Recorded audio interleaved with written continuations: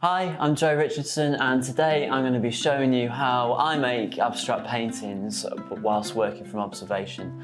So this is an example of one of my recent paintings which I've been making responding to my local area by drawing with masking tape and then starting to paint into those areas that I've masked off.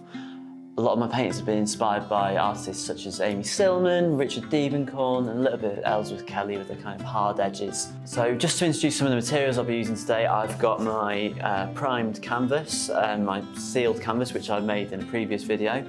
I've got a craft knife, I've got some masking tape, I've got some brushes, I've got a palette knife, I've got a palette, I've got some acrylic paints, I've got some more canvas sealer, and I've just got some water, and I think that's all I'll be using today.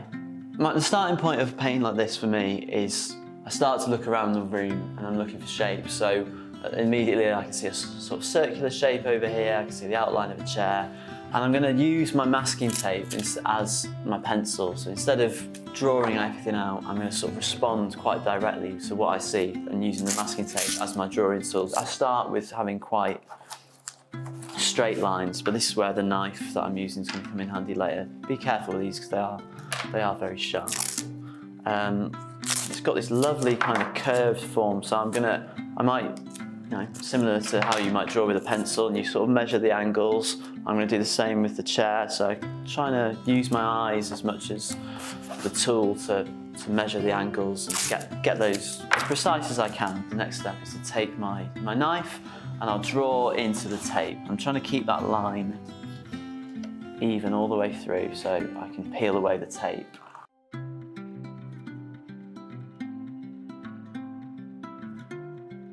So now I'm starting to get these really nice curves which are much more alike to the chair that I'm looking at. It's got that kind of more organic sort of shape, much more interesting than these really harsh straight edges of the tape.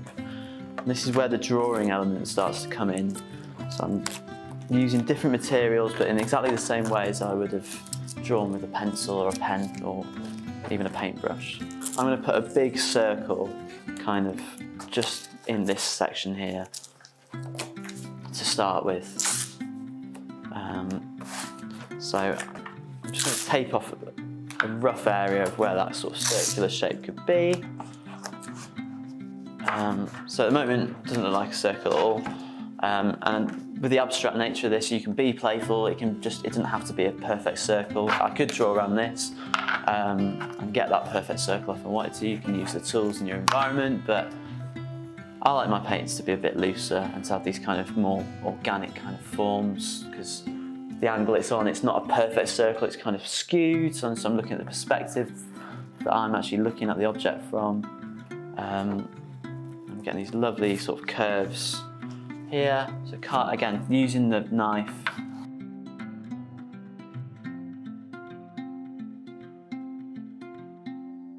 I tend to like to put like a nice vertical sort of line in here, so something like this. So I've got a lot of vertical cameras facing me at the moment, so I'm going to try and put something that kind of interrupts this space. And I might so the other thing I often do is sometimes I'll carve away the other sides of the tape so I don't have too many like straight lines that just sort of reference the tape.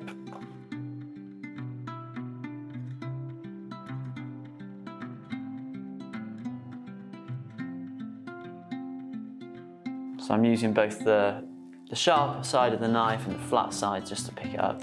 So I've got these nice curvy sort of shapes, nice planes.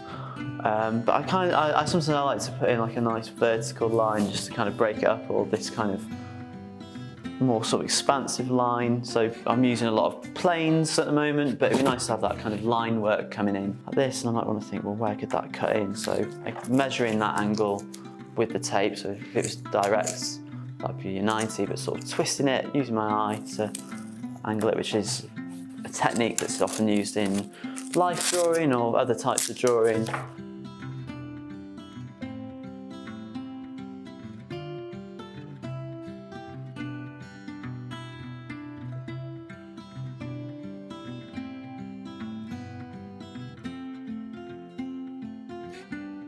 So yeah, I was just using that, playing around with that process, letting happy accidents happen. You know, as you can see, the tape's sort of split a little bit there, where I've had these two lines, but I actually quite like that line, and this isn't quite perfectly aligned, but I'm just allowing that to, so this is it from my perspective. So I'm quite happy with that as a composition to start with, as a sort of base layer. So the next thing I want to do is to seal the tape down, because at the moment this tape's kind of peeling up a little bit, and if I try and paint against those edges, the paint's gonna run underneath. So we want that to be really flat.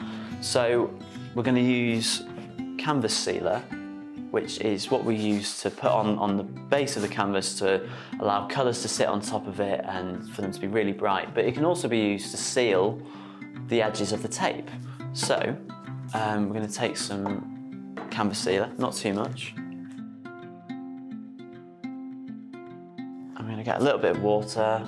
It's good to have a dedicated brush for using canvas sealer because it behaves a little bit like glue when it seals the tape to the canvas, and that can damage the bristles of your brush. So you can use a normal brush if you've got limited brushes, but just be sure to wash it out with warm water after. So take a bit of your canvas sealer, and what we're going to do is we're going to paint along those edges, so just along the edges of the tape, so it completely covers it like that, so you can see it's wet, but just along the edges of the tape.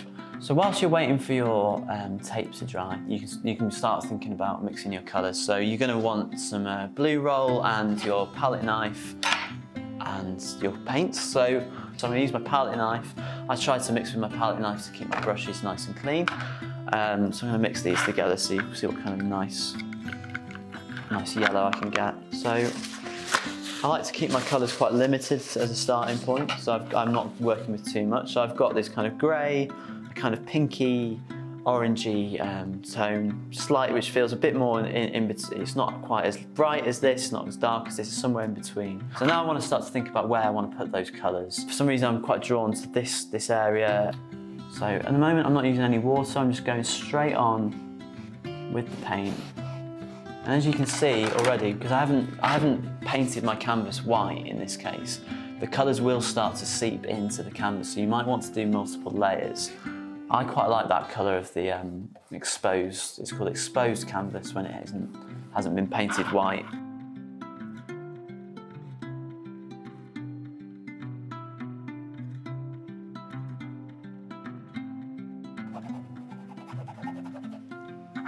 Okay, so starting to build this picture now. It's starting to look a lot more full, a little more like a painting. And I'm going to apply this blue just up here. Again, it's quite a lot lighter actually. So it's actually quite similar to my yellow, so I might want to revisit that later because the yellow and the blue are quite. So I'm actually going to add in a little bit of blue. I'm going to cheat a bit and add a bit of blue with my brush, which so it's a bit darker.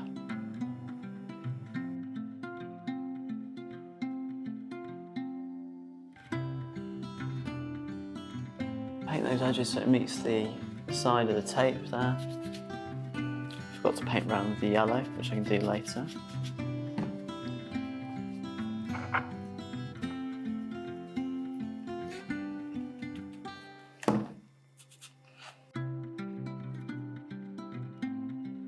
So at this stage, I mean, I'm quite happy with this as it is, but I might take some time to stand back, put it on the wall, reflect on the painting. With previous paintings I've made, I've lived with them for a little while, and I'll think, well, what could I cut into this area? Is there any other colour that, you know, is this blue right? Do I need something that cuts into this grey area? And if I was to do that, I'd take my tape again, start drawing, so I might want to put a line down there. And I would repeat that process of getting the canvas sealer, painting along the sides of those lines, and then mixing those colours again, applying them, letting it dry, removing the tape, and this can go on and on and on. You can build as many layers as you like. But with that focus being, so when I'm coming back to these lines, I could be kind of improvisational, or I can, you know, go back to drawing and looking around, measuring with my tape as the drawing aid, and using my knife to draw back into shapes, and using this to sort of build lots of different layers. You know, it can either be very flat or it can have a lot of depth. That's up to you now. That's your choice as the artist. So take that time to sit back and reflect. And if you are finished, we'll look forward to seeing you again on another video. Tune in soon, and thanks for watching.